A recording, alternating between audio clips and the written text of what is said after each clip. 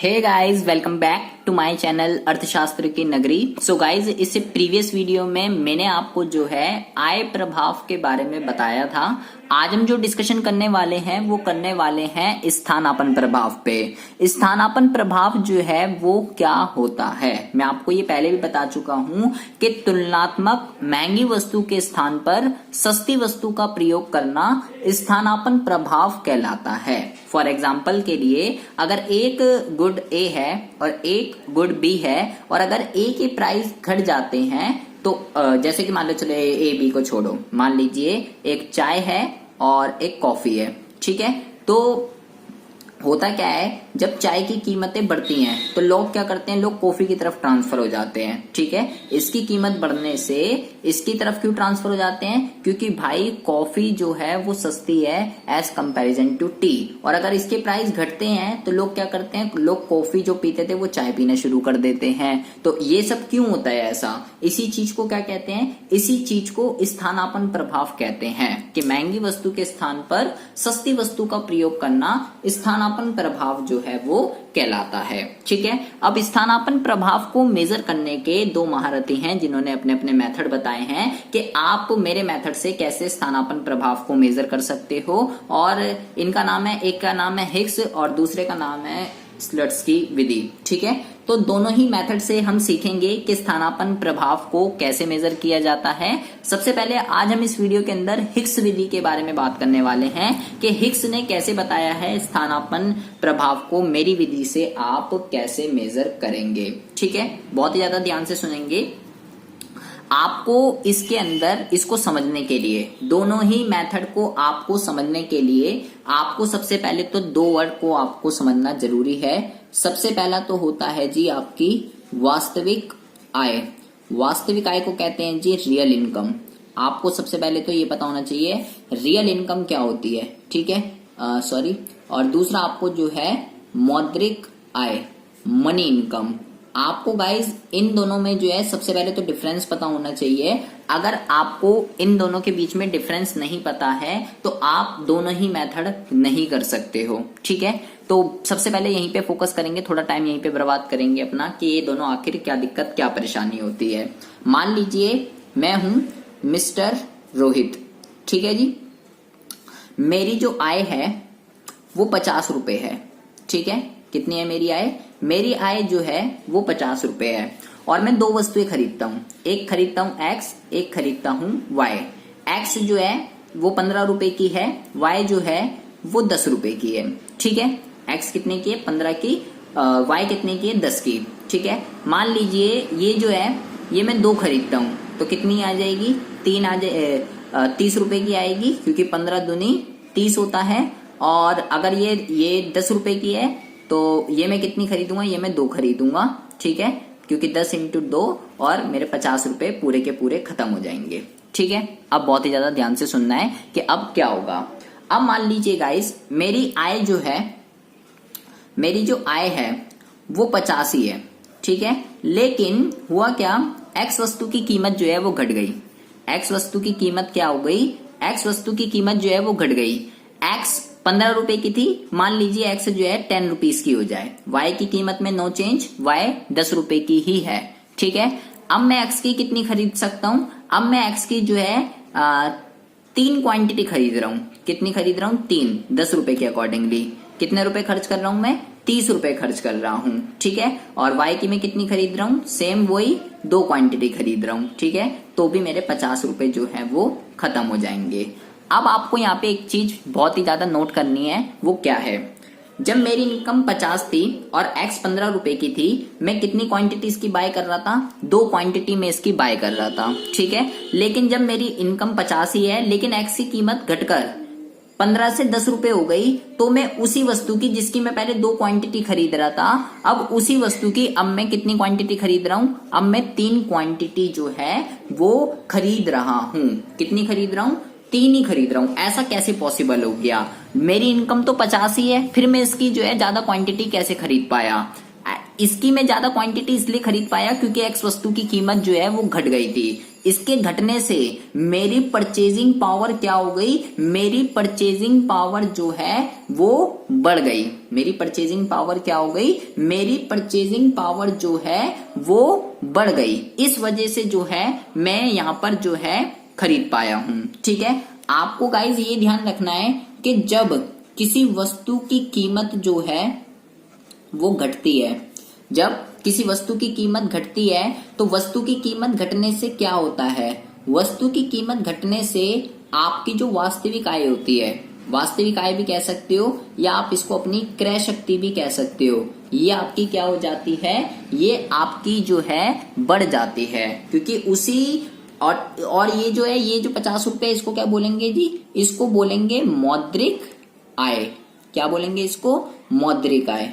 और इसको भी क्या बोलेंगे, इसको बोलेंगे मौद्रिक आय। ठीक है, उसी 50 रुपए से क्या हुआ, मेरी रियल इनकम जो है, देखिए मेरी जो मनी इनकम है, मनी इनकम यहाँ पे भी 50 थी, यहां पर भी 50 थी। ठीक है, लेकिन किसमें चेंज आ गया, चेंज आया मेरी रियल इनकम में। किसमें चेंज आया है, चेंज आया है मेरी रियल इनकम में। ठीक है, ये बात आपको ध्यान रखनी है कि जब भी किसी वस्तु की कीमत घटती है तो उससे कंज्यूमर की क्रय शक्ति जो रियल इनकम होती है वो बढ़ जाती है, क्योंकि वो पहले की अपेक्षा अब उसकी ज्यादा क्वांटिटी जो है वो परचेज कर सकता है। ठीक है, तो आपको सबसे पहले तो ये ध्यान रखना है, चाहे वो हिक्स हो, ठीक है, चाहे वो ये वाला मेथड हो, चाहे वो ये वाला मेथड हो, दोनों ही मेथड के अंदर आपकी जो रियल वास्तविक आय जो होती है उसको स्थिर माना जाता है। इसको क्या माना जाता है, इसको जो है स्थिर माना जाता है। ठीक है, ये बात आपको जो है ध्यान रखनी है। तो अब देखते हैं कि हम इसको ग्राफिकली जो है कैसे मेजर करेंगे। ग्राफिकली के लिए आपको इसका ग्राफ जो है, बार बार आपको बोल रहा हूं, घोल कर आपको जो है पी जाना है, क्योंकि ये एग्जाम में जो है आना ही आना है। मैंने सबसे पहले y एक्सिस यहाँ पर बना ली, यहाँ पर x एक्सिस बना ली, और यहाँ पर जो है मैंने ओरिजिन बना लिया। ठीक है, सबसे पहले मैं जो है एक बजट लाइन बनाता हूं। मान लीजिए मैंने एक बजट लाइन बना दी यहाँ पर AB। ठीक है, ये मैंने जो है यहाँ पर बजट लाइन बना दी A और B। यहाँ पर आपको जो है लेना है वस्तु Y, और यहाँ पर आपको जो लेना है वो लेना है वस्तु X। ठीक है, और अब मुझे जो है यहाँ पर एक IC कर्व को ड्रॉ करना है।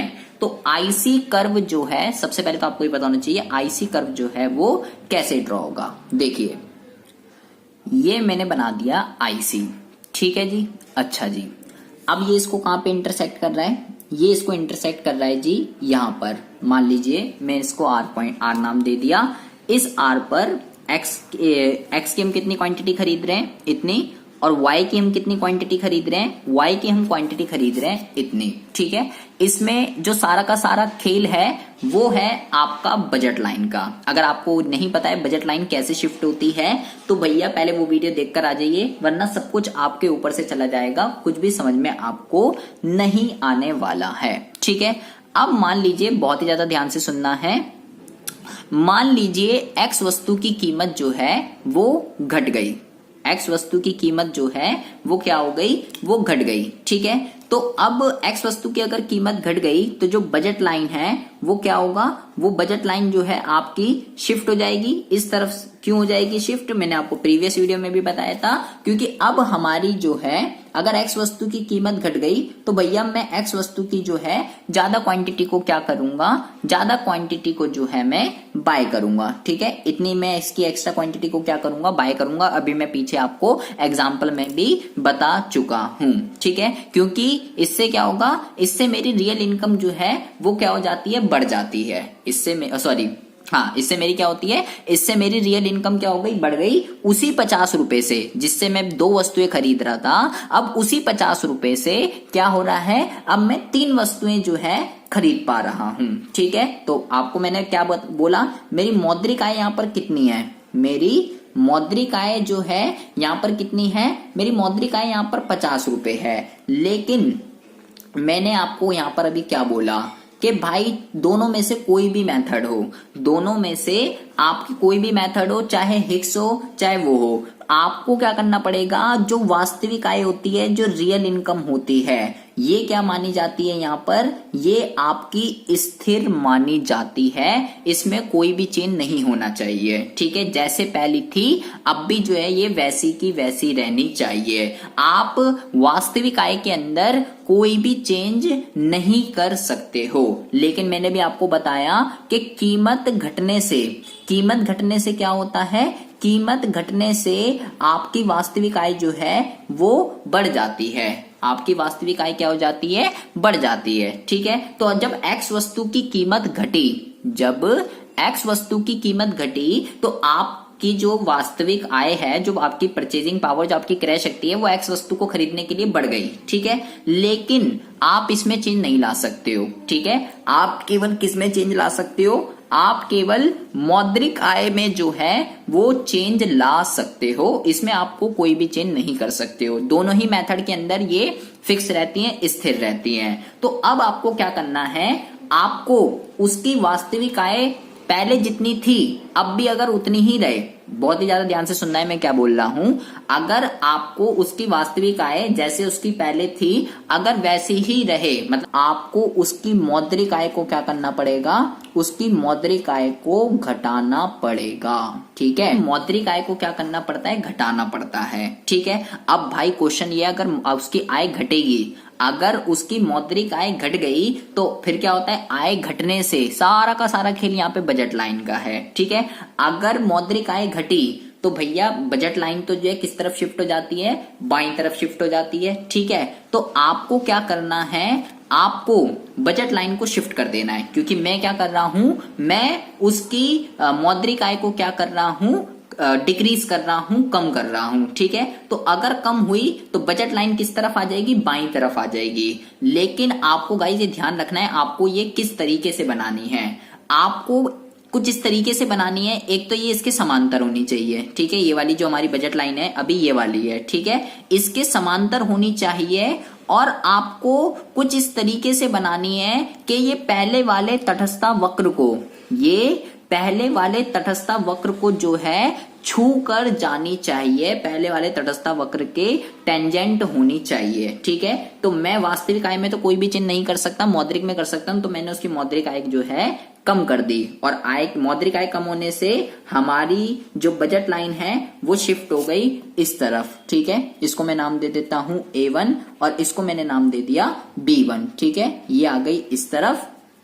क्यों शिफ्ट हुई है, क्योंकि मैंने उसकी आय कम कर दी है। अब ये इसको कहां पर इंटरसेक्ट कर रही है, अब ये इसको इंटरसेक्ट कर रही है जी यहां पर S पॉइंट पर। ठीक है, तो ये अब मैं क्या हुआ देखो, इस S पॉइंट पर यहां से यहां और यहां से यहां, देखिए मैंने क्या करा, पहले मैं इसकी इतनी और इसकी इतनी खरीद रहा था, लेकिन अब मैं इसकी इतनी और इसकी इतनी खरीद रहा हूं। एक्स की मैंने ज्यादा खरीद रहा हूं और वाई की मैं क्या कर रहा हूं, वाई की मैं कम खरीद रहा हूं। ठीक है, इसी चीज को क्या कहते हैं, इसी चीज को जो है इसने ये R से S तक की जो गति है या यहां से यहां X से X1 की जो गति है, इसी को गाइस कहते हैं स्थानापन्न प्रभाव। क्या कहते हैं इसको, इसी को कहते हैं स्थानापन्न प्रभाव। ठीक है, किसके अकॉर्डिंगली, ये हमने पढ़ा है हिग्स के अकॉर्डिंगली। किसके अकॉर्डिंगली, हिग्स के अकॉर्डिंगली। यहां पर गाइस आपको दो सबसे इंपॉर्टेंट बातें ध्यान में रखनी है। एक तो गाइस जो स्थानापन्न प्रभाव होता है, ठीक है, स्थानापन्न प्रभाव गाइस हमेशा ऋणात्मक ही होगा।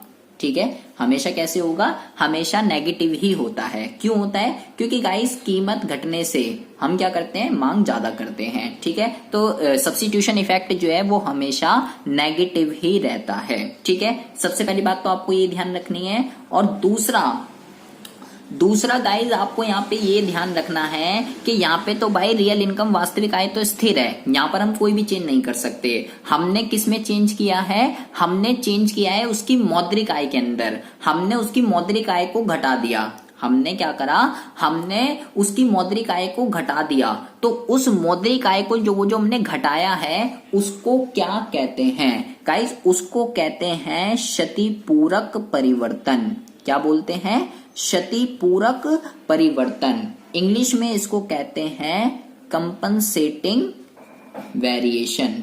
ये बात आपको ध्यान रखनी है। हिग्स ने किसका यूज करा है स्थानापन्न प्रभाव को मेजर करने के लिए?